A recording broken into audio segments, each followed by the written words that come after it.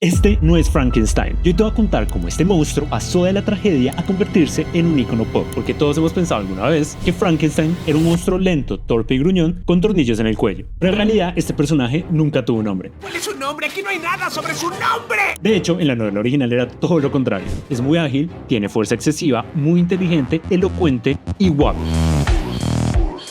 Bueno, este último no. En realidad su aspecto sí era deforme y aterrador. Era un monstruo pero educado. Ya hablando en serio. Según la descripción del libro, sería algo más o menos así.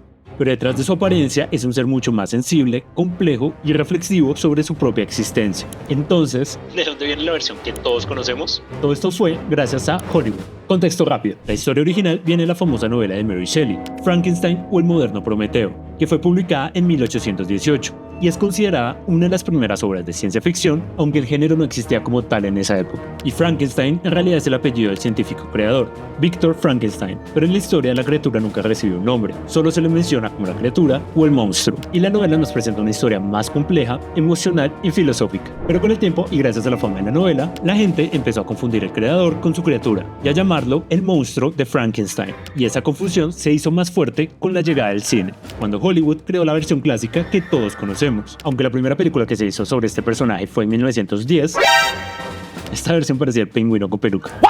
Pero la versión que realmente lo convirtió en un ícono fue la de 1931, dirigida por James Whale y protagonizada por Boris Karloff.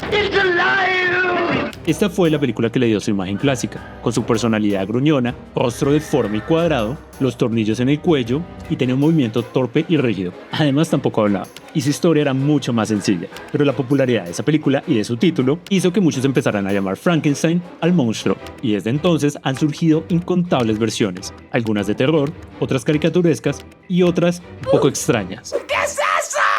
Incluso ha tenido adaptaciones en cómics de DC y Marvel, convirtiéndose en un ícono de la cultura pop y en uno de los personajes más clásicos del cine del terror.